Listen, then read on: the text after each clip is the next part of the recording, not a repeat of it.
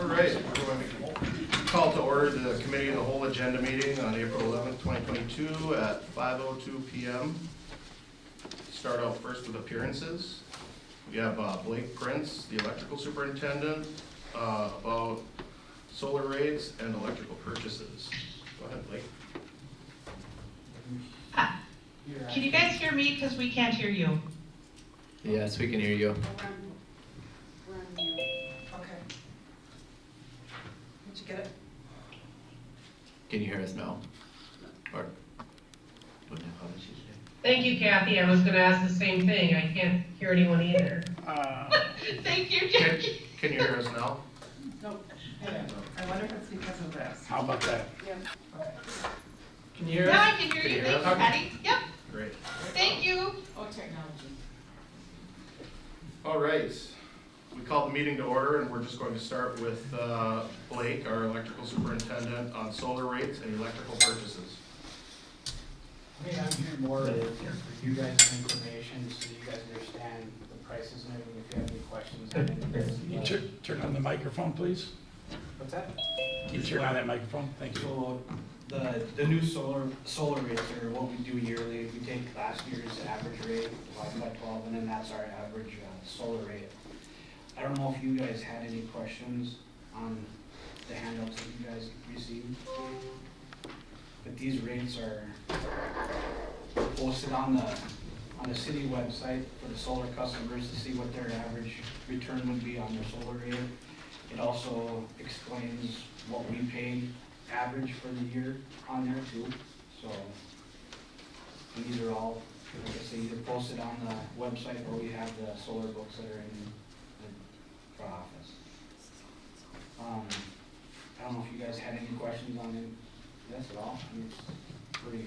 I didn't have any questions. Okay. And the other thing I wanted to bring to your attention, the solar panels out on the building here and the 2 car chargers, we're still offsetting that with the solar to the chargers. We used 2,995 kilowatt hours and we gained out of that 3,212 additional. So we're still way ahead, so I still recommend that we do not charge for the car chargers.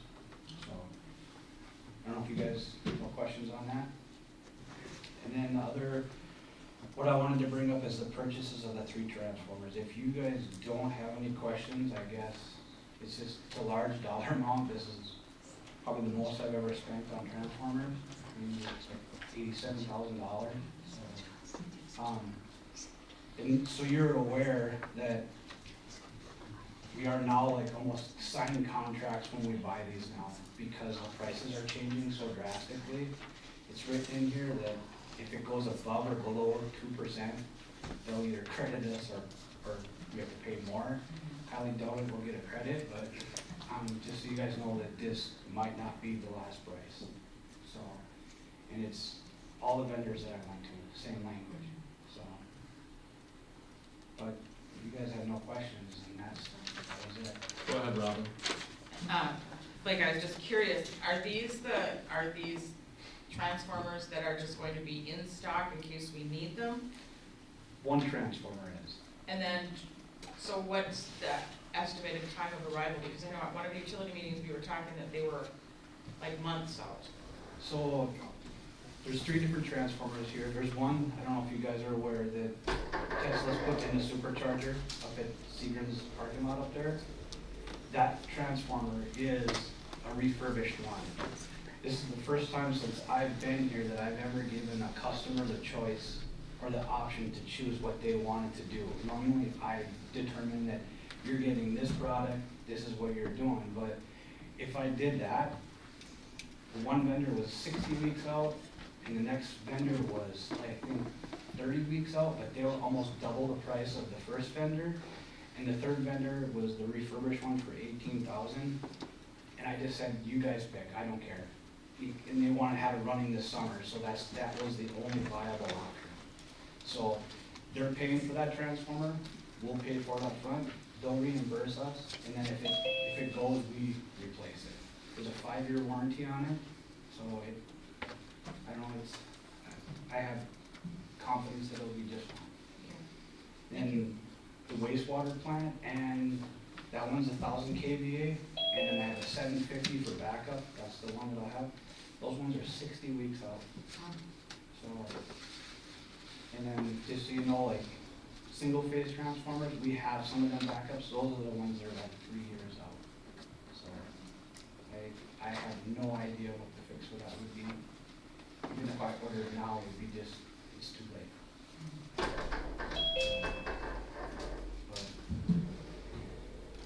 if you guys have no other questions, that's all I have.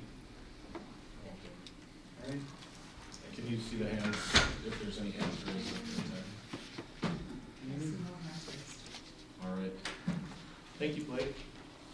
All right, cool. One other thing, we are getting, more solar requests too. I was gonna bring that up when I was talking about solar, but the Lake Superior Dental is gonna have, so far, the biggest solar array that we have in town. They're putting up a 15.2K solar array on the side of the building, so.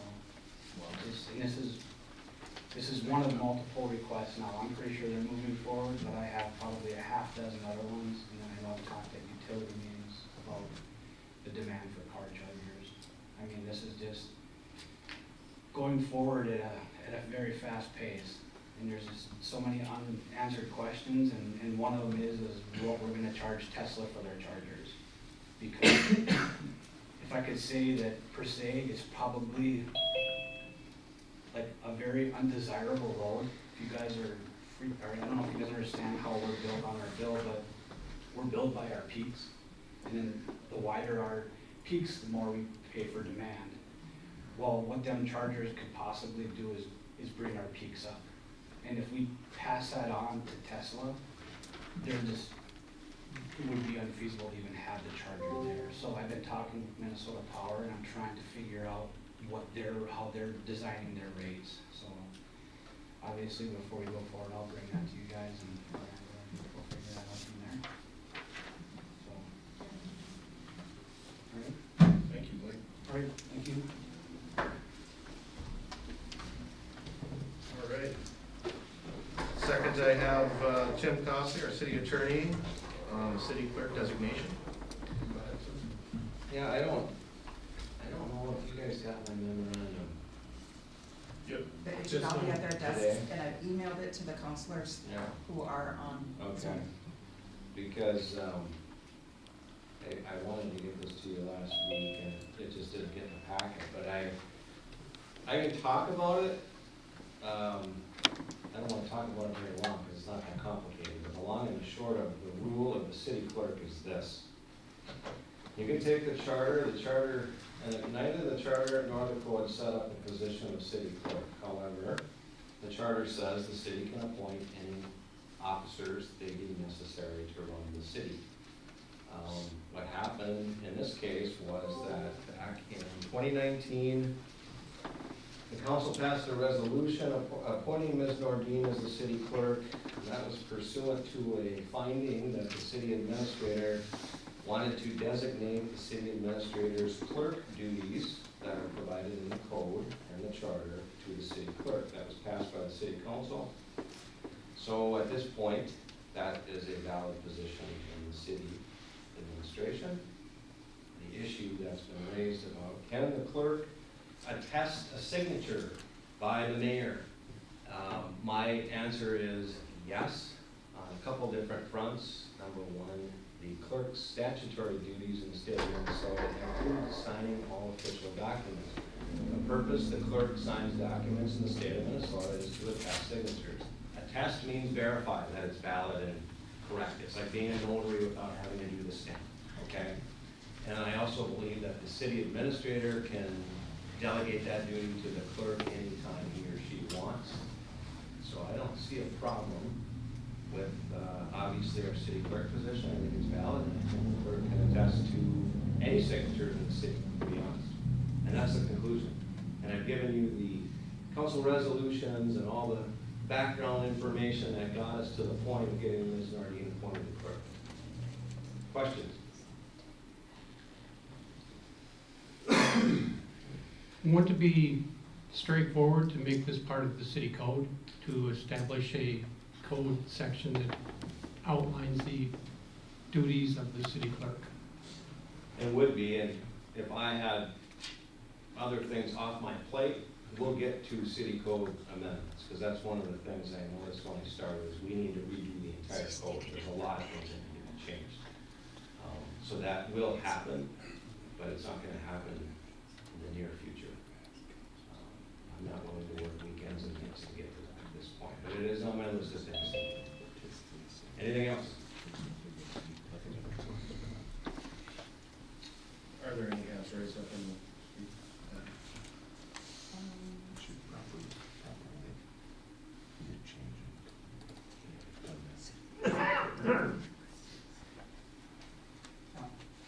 Okay. Thank you. Thank you. All right. Administrator updates.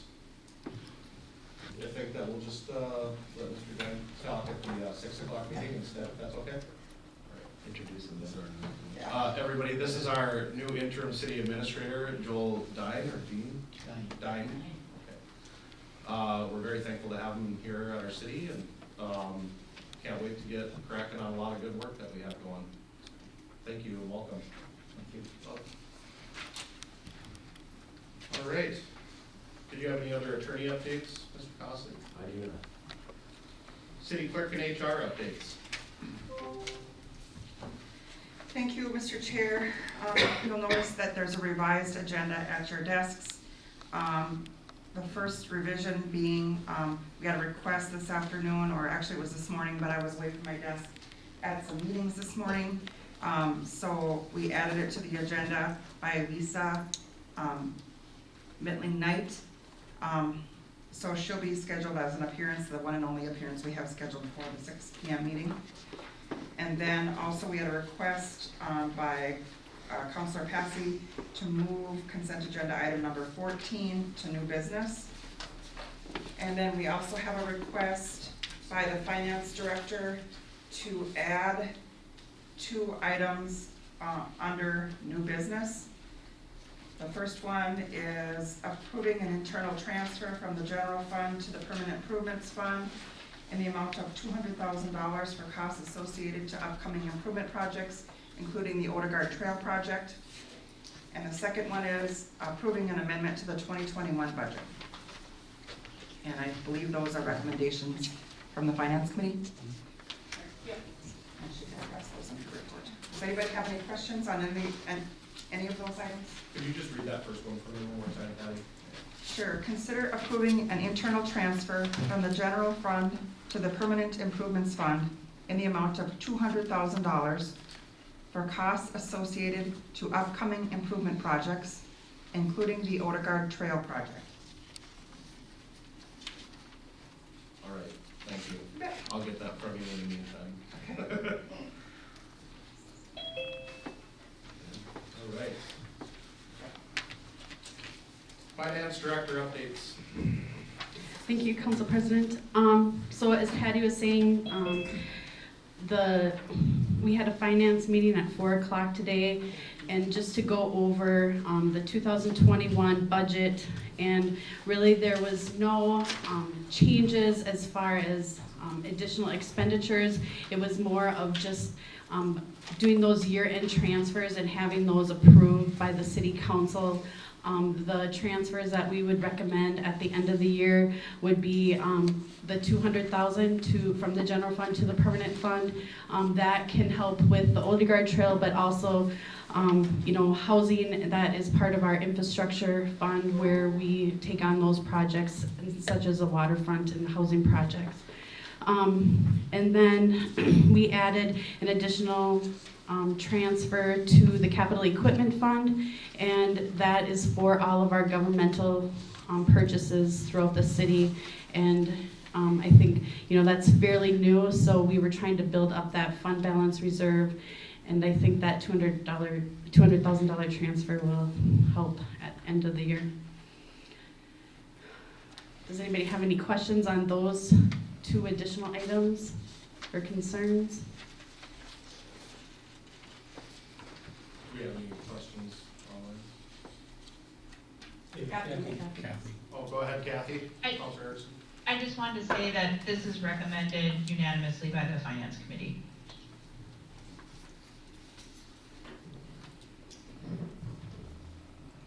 right. Okay, I have some additional items too.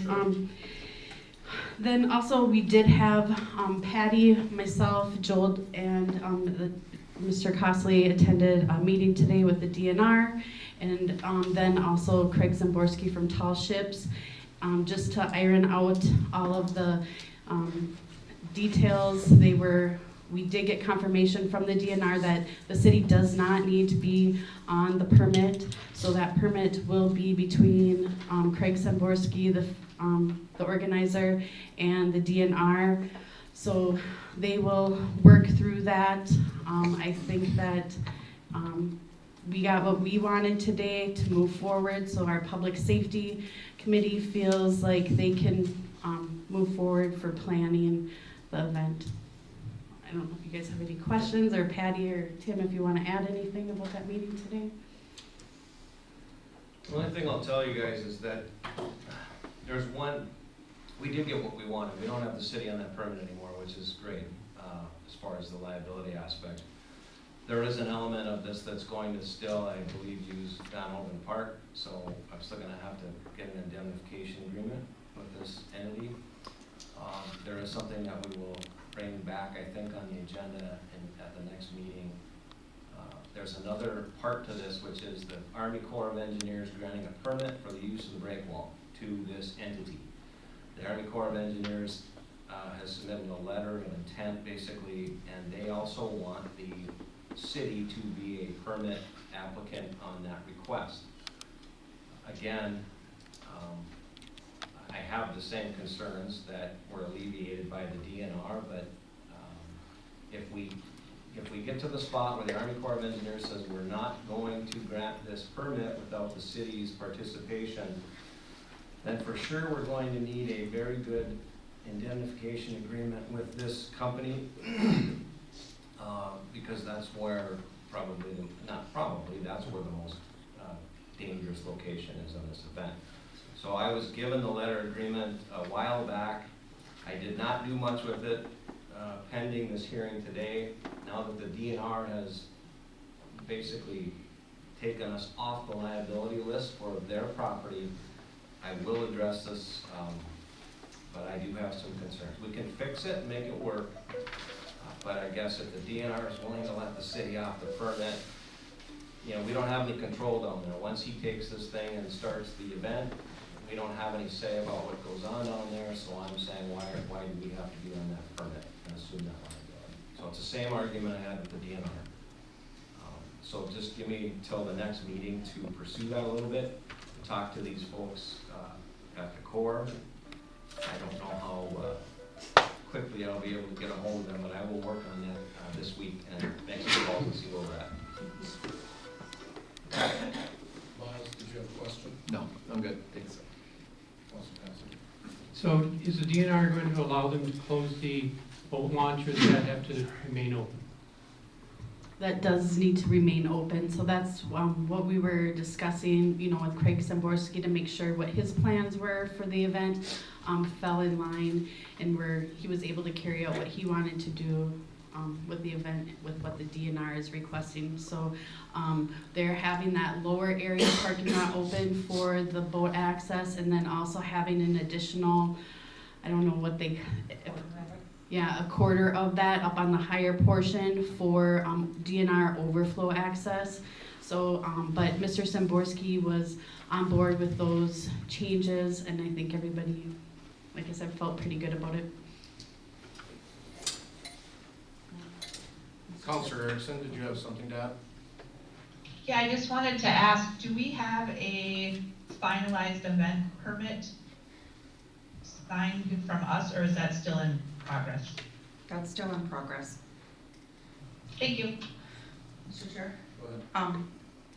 What we did talk about a little bit in more detail of that is that the event promoter is going to handle keeping the regular traffic out of that area and just allow boat traffic, trucks with trailers or whatever, vehicles with trailers into that area, and then some shuttling for handicap access to the main area. Otherwise, it's just gonna be foot traffic and then on the trail mostly. And then, you know, so he did assure us that that will be limited. And so it shouldn't be a concern. All right, thank you.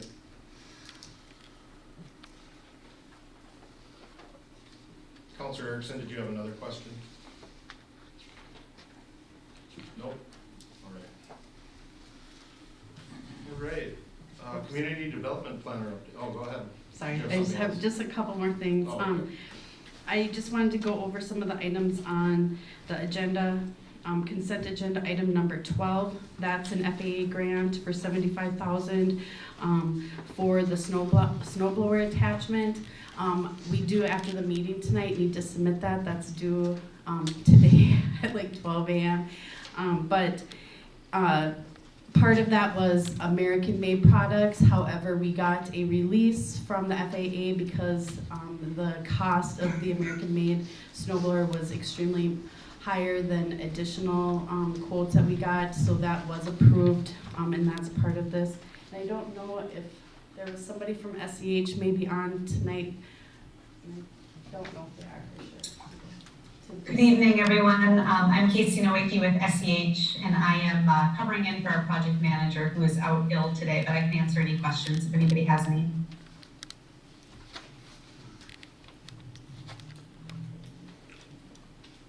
Maybe not. I don't see any questions from any counselors, if there are any online. I don't see anything from the counselors. All right. At this time, I don't think the council has any questions on this matter, so thank you. Thanks. Thank you. Okay, and then, so moving on, then item number 17 on the consent agenda. This is a budgeted 2021 item, and so I just wanted to bring that to your attention. It is the local sales tax transfer to the street improvement fund for $300,000. So why we have council approval for that is because the sales tax is not part of our official budget, so it needs to be approved by the city council for your approval, but that is in the street improvement fund for a budget item. And then item number 19, which you should probably remember from last week, is that we approved the Polaris side-by-side for the police department. With the way equipment is going, by the time it was approved and the police went to go order it, it had increased in price. And so since this is a capital item, I just am amending that by an additional $300 for approval. And that is all I have. Thank you. Go ahead. I just had one more thing that I wanted to mention. On consent agenda number 18, we're accepting a letter of retirement from Jay Turnquist. I just wanted the council to know that Jay's from the water treatment plant, and this was one of those positions that we're not going to be filling due to the automation of that treatment plant. It's one of the positions that's going to be eliminated. So just so everyone understands, we don't need to post that again. Thank you.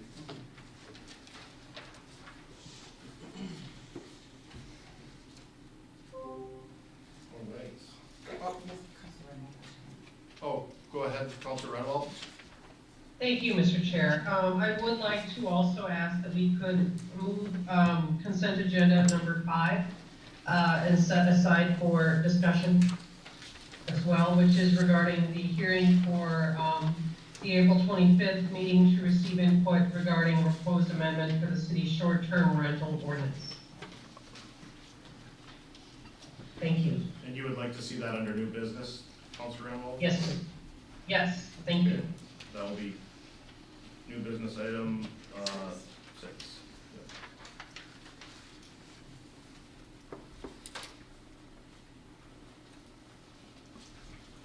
And that was number 5 on consent? Yeah.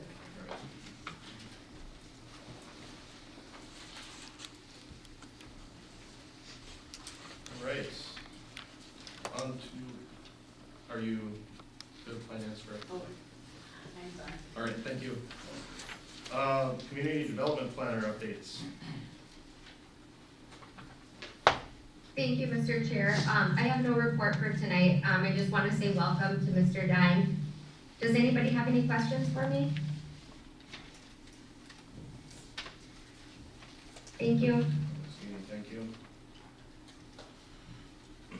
City engineer updates. Thank you, council. The only item we have on the agenda tonight is consent agenda number 6, which is a pay request for the contractor on the wastewater treatment plant project. And with us tonight is Jenny from our design team who works with Brian, and she's going to review the pay request with you and then also give you a short update on where the construction currently is. So, I'll let you take it away.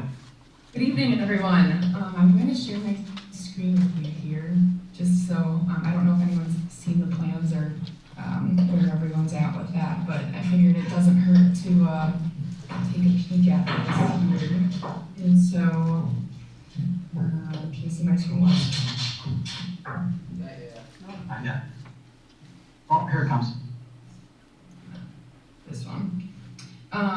So I believe you got the council up on your packet, and so over this last month, it's been a little bit slow with the weather recently, but they did get to install 2 manholes in the manhole last week and some piping in between, and they got the trailers on site and set up and ready to go, and then some rock excavation as well. So this is the area that they're working right now between manhole 1A, 1 and 2, and then they will be getting preparing the base slab for the biosolid storage tank here pretty soon. Any questions on that?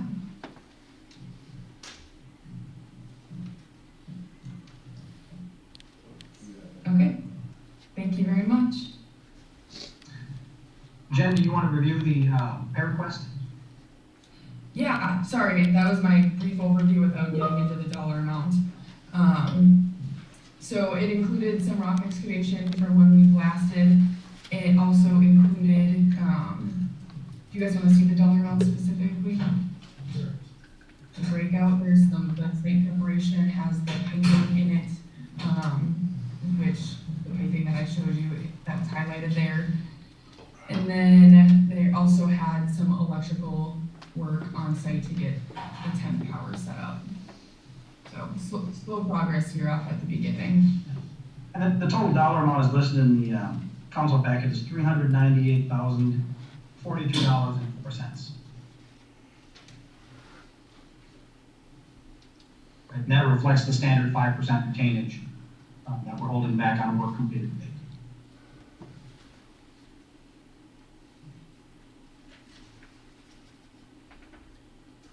Okay. Any questions on the pay request for the construction contract? I don't see any at this time, Joel. Okay. And that is, I have no other business for tonight, Mr. President. All right. Thank you very much. Welcome. Are there any other agenda questions or additions? If not, I'll look for a motion to adjourn. So moved. Second. Could I get a roll call actually, Patty? Woodruff, Yes. Lasher, Yes. Grunwald, Yes. Swanson, Yes. Hassey, Yes. Erickson, Yes. Redden. Yes, we are adjourned.